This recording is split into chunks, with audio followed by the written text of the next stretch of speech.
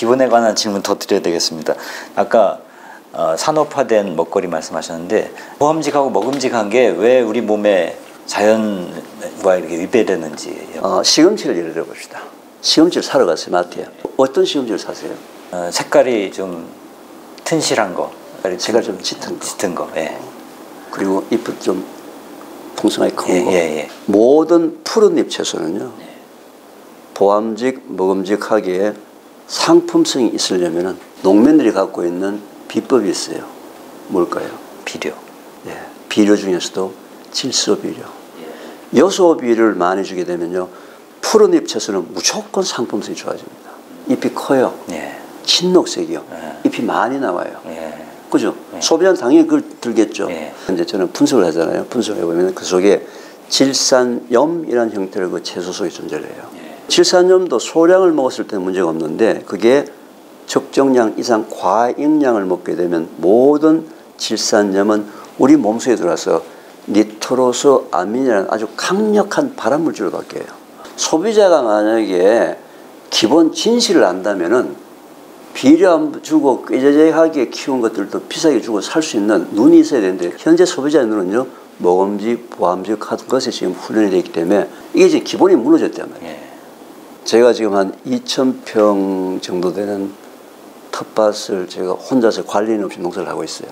그 2,000평에다 이제 제가 뭘 심어놨냐면 아로니아와 호두를 심어놨어요. 예. 2,000평 농사 어떻게 짓겠습니까? 그죠?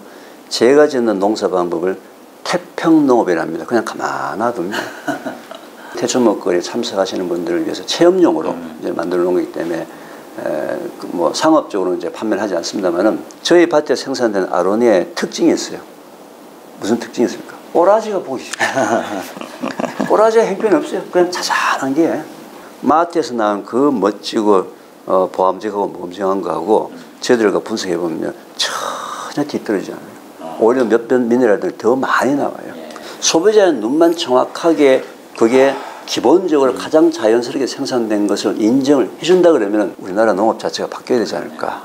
그래서 제가 지금 우리나라 농업 시스템을 좀 바꿔보려고 농민들하고도 지금 상당히 많은 것들을 지역센터를 중심으로 특별하게 시작을 했는데 이제 올해부터 콩이 시작이 돼요. 콩.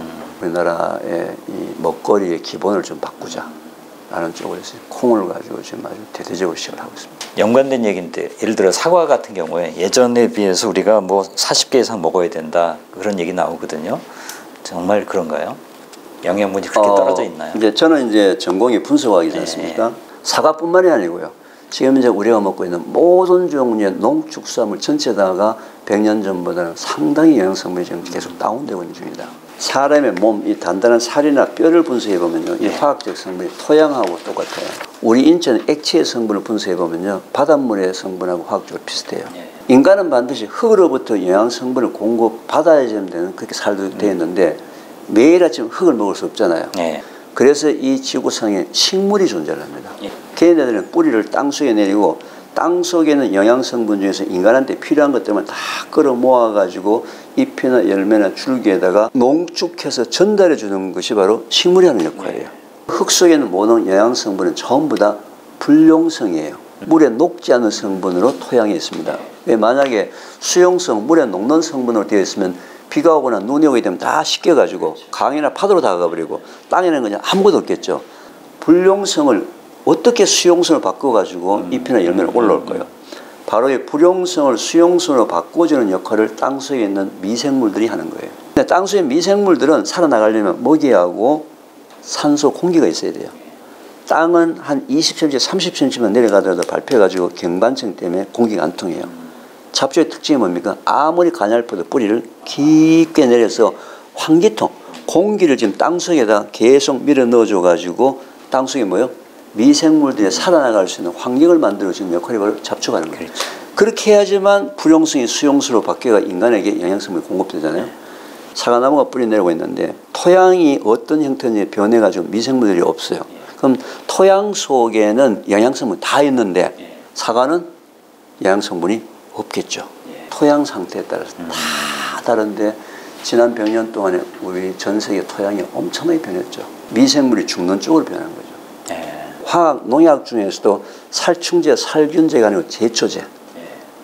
제초제는 땅에 있는 풀을 죽이려고 이 잔존 기간이 길어요. 그 긴 동안에 누굴 죽여요? 미생물들 다 죽이는 거예요. 미생물 다 죽이게 되면은 거기에 아무리 좋은 영양성분이 있다 하더라도 과일나무 쪽으로 영양 못 올리죠. 책에서 색깔 있는 채소, 과일 말씀하셨는데요. 색깔이라는 건 어떤 관계가 있나요? 토마토 색깔이 빨간색인지 아세요? 토마토의 빨간 색깔을 이제 라이코펜 성분이라고 해요. 그 속에. 그러니까 토마토 속에 사람이 스트레스를 받았을 때 생기는 활성산소를 중화시키는 중화제가 들어있어요. 예. 그게 이제 소위 엔타이옥시던트, 산화 방지제라고 얘기하는 거거든요. 활성산소가 바로 산화시키는 물질이에요. 우리가 스트레스 받으면 병원에 가서 혈액이나 소변 검사를 합니다. 그 속에 활성산소의 농도를 측정해요. 예. 그래서 많으면 스트레스 받았군요. 이 활성산소는 산성이에요. 산성을 중화시키는 화학적 중화시키면 알칼리가 있어야 되잖아요. 알칼리가 바로 이 컬러푸드 속에 들어있는 색깔이 다 알칼리 성분들이에요. 색깔마다 성분은 다 달라요. 빨간색은 라이코펜, 보라색은 안토시아닌, 다 다른데 기능은 같은 기능. 무슨 기능이요? 항산화 기능. 그래서 컬러푸드는 다양하게 먹으면 먹을수록 좋은 거예요. 미국 암협회에서는 지난 한 40년 동안에 공식적으로 5 a day, 하루에 5가지 색깔을 갖고 있는 채소나 과일을 먹으면 절대로 암에 걸리지 않습니다. 라는 것이 이제 미국 암협회의 공식 구호입니다. 현미도 관련해서 말씀해 주셨는데 태초 현미식 이게 어떤 건가요? 이제 현미가 다들 좋다고 그러잖아요. 현미가 왜 좋은지 혹시 이해하세요? 영양소가 더 많아서. 그렇죠. 당연한 거예요. 현미라는 것은 이제 벼의 그 껍질, 왕겨 같은 거 껍질만 살짝 벗겨내고 난 다음에 있는 그 성분인데 그게 워낙 식이섬유적이고 거칠잖아요. 그러니까 이걸 이제 자꾸 깎아내가지고 뭐 5분미, 7분미 숫자가 늘어나면서 자꾸 한 껍질 더 벗겨내는 거예요. 영양학적으로 본다면 현미를 100으로 보면요. 100미는 5밖에 안 돼요. 95를 깎아낸 거예요. 100미를. 생명적으로 본다면요. 현미는 물에 넣거나 물을 주면은 싹이 트요. 100미는 물을 주거나 흙에 집어넣으면 어떻게 해요? 죽어버려요. 썩어버려요. 그러니까 당연히 현미가 100미보다 영양가가 뛰어나잖아요. 사실이죠. 그래서 다 현미가 좋다고 하고 몇 개 먹고 있다고 지금 자신있게 얘기한 거예요. 근데 현미를 비롯해서 어떤 건강한 음식이라도 그거 먹었던 음식이 내가 먹어서 내 장에 들어와서 소화 흡수되지 않으면 다 독이에요. 소화 흡수되지 않으면 어떻게 되죠? 계속 대변을 타고서 변을 타고서 항문까지 해서 바깥까지 나갈 때까지 어떻게 돼요? 계속 썩는 거예요. 근데 사람의 초점이 뭐예요? 1차원적인 질문. 이게 좋은 음식이냐? 건강한 음식이냐? 에만 지금까지 초점이 맞춰져 있었지.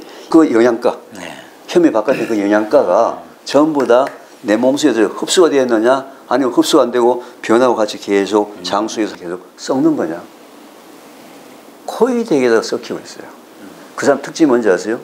자기 방귀 냄새나 변 냄새가 지독합니다. 입하고 항문은 후 불면은 바람이 지나가는 튜브예요. 그렇죠. 그죠? 그럼 우리가 입으로 먹었던 음식의 영양성분이 어디로 들어올 거예요? 대문에 있어야 되겠죠. 대문이 어디예요? 장이에요. 장의 대문이 크게 있으면 안 되겠죠. 아무거나 들어오면 안 되니까. 장의 대문이 있는데 바로 뒤가 혈액이에요. 나쁜 게 들어가지고 혈액수로 확 돌아가게 되면 바로 죽어버리잖아요. 그래서 면역세포가 장에서 겹겹이 보초를 씁니다. 우리 인체의 면역세포의 약 80%가 장에 존재해요. 우리가 일반적으로 먹는 현미, 탄수화물이라고 그러죠. 탄수화물. 탄수화물 덩어리가 커요. 그게 소화 과정이에요. 왜? 포도당 자극이 돼야지만 틈을 삐집고 안으로 들어갈 수가 있는 거예요. 문제는 먹었던 현미가 조각 나지 않으면 현미 덩어리면 통과를 못 하는 거야.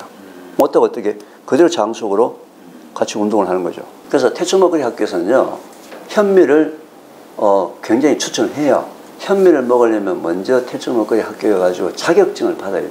현미 먹는 자격증 그냥 말로 쉽게 표현하면요, 50번을 씹어야 한다.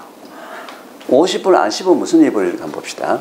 탄수화물 분해하는 효소 아밀라제는 효소가 말이죠. 위에서는 아밀라제가 한 방울도 안 납니다. 탄수화물 분해 효소 아밀라제가 어디에만 나올까? 침 속에만 있어요. 침은 언제 나와요? 씹을 때만 나옵니다. 자, 그러면은 현미를 제대로 안 씻고 그냥 먹었다? 그럼 탄수화물이 위 속에 들어가서 2시간 동안 여기는 위는 뭐 하는 거예요? 죽을 만드는 이 위예요. 2시간 뒤에 찔끔찔끔 장으로 내려보는데 역시 뭐예요? 탄수화물이에요. 이게 지금 현재 기본을 무시한 거예요. 우리 인체의 기본은 소화가 기본인데 그렇죠. 건강 정보만 따져다 보니까 뭐가 좋으냐 1차원적인 정보가 지금 우리나라에는 홍수예요. 홍수. 이게 지금 사람 건강을 굉장히 나쁘게 하는 거예요. 그냥 기분만 좋았지 안에서 계속 썩어들어가요. 50분을 씹는데 그것도 어떻게 씹어야 된다?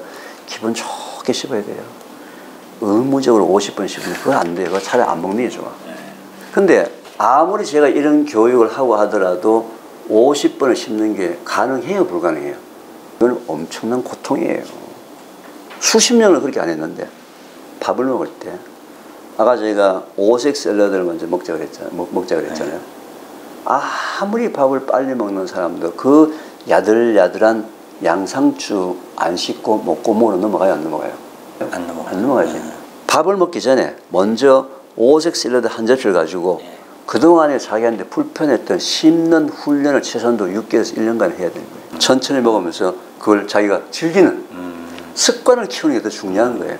그 다음에 이제 현미 밥을 할 때 저는 꼭 통들깨를 넣으라고 합니다. 통들깨 씹으면 터지는 소리가 타닥타닥 소리가 들려요. 통들깨가 들어갔기 때문에 고소한 맛도 있죠. 그 다음에 오메가3도 있죠. 통들깨 섬유질이 리그닌 이래 가지고 굉장히 장 건강에 좋은 건데 통들깨 타닥 터지는 소리가 안 들릴 정도까지 씹으면 한 40번을 씹는 거예요. 그렇게 해서 올바르게 먹는 방법을 알려드리고 또 올바르게 자기 몸의 생활 습관이 바뀌는 거. 실제로 이게 우리 몸의 기본이란 말이죠. 그죠? 근데 이 기본이 지금 다 무너졌거든요. 왜 무너졌어요? 빨리 밥 먹고 돈 벌러 가야 돼요. 그죠? 밥 먹는 시간이 아까워. 주부가 지금 바뀐 거예요. 이 말씀 듣고 보니까 우리가 막연하게 알고 있었던 현실을 아주 그 본질을 명확하게 밝혀주시고 무엇을 놓치고 있는지를 다시 한번 일깨워 주십니다. 이제 마지막 질문입니다만 무료로 강의를 하시고 어떤 소명을 가지고 하시고 계시거든요. 어떤 때 또 보람을 느끼시면서 일을 하시는지요? 우리나라 통계를 보시면 돼요. 현재 우리나라의 인구 10만 명당 45명의 대장암 환자가 있습니다. 전 세계 184개국이 있거든요. 184개국 중에서 대장암 환자 많기를 한 몇 등쯤 할까요? 전 세계 1등이에요. 근데 더 충격적인 사실은 대한민국에 살고 있는 남자가 여자보다도 발병률이 2배가 더 높아요. 더 제가 가슴 아픈 통계가 뭔지 아세요? 20대에서 40대 연령에 있는 사람들의 젊은 사람들의 연간 대장암 발생률이 전 세계 1등입니다. 지금 무너지고 있어요. 우리 다음 세대가. 현재 우리나라에 인구 10만 명당 77명의 결핵 환자가 있어요. 몇 년 전 통계입니다만. OECD 국가 중에서 몇 등쯤 할까? OECD 34개국 중에서 결핵 환자가 제일 많은 나라가 이 대한민국입니다. 결핵은 누가 걸린지 아시죠? 못 먹고 영양실조 됐을 때 면역력이 떨어질 때 오는 병이 전부 다 결핵이에요.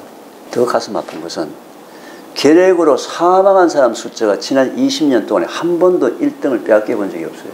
여성 자살률 1등이에요. 청소년 노인 자살률 1등이에요. 자, 이런 통계가 지금 우리 대한민국의 현 주소인데 다들 겉으로 나타난 모습만 지금 보는 거예요. 저는 다음 우리 사회대가 이끌고 갈 미래에 대해서는 굉장히 좀 걱정을 합니다. 그래서 지금 태초먹거리학교 이제 초점은 실제로는 우리 10대, 20대, 30대가 초점이에요. 또 제 전공이 마침 또 분석과학이라는 전공을 했고 또 음식에 대해서 연구를 많이 했기 때문에 좀 더 합리적이고 근거 있는 얘기 그리고 좀 대안 제가 뭐 하고 싶어서 한 게 아니거든요. 저희 가정의 아픔을 겪으면서 운명적으로 할 수밖에 없는 제가 꼭 해야 될 사명이다 라는 생각이어서 이제 이걸 하고 있고요. 우리가 웰빙이란 말을 한 지가 오래됐습니다. 그리고 어느 정도 경제적 여력이 있으면 다 건강에 많은 관심을 기울이고 몸을 챙기는데 우리가 얼마나 중요한 것들을 다 빠뜨리고 기본을 무너뜨리고 있는지 오늘 새삼 깨닫게 됐고요. 이 안에 오늘 말씀으로 다 담아내지 못한 중요한 이야기들이 담겨 있습니다. 여러분 책으로 함께 하시면 도움이 될 것 같고요. 오늘 귀한 시간 내주셔서 고맙습니다. 고맙습니다. 오늘 5번째 이야기 이것으로 마무리하겠습니다. 네, 감사합니다.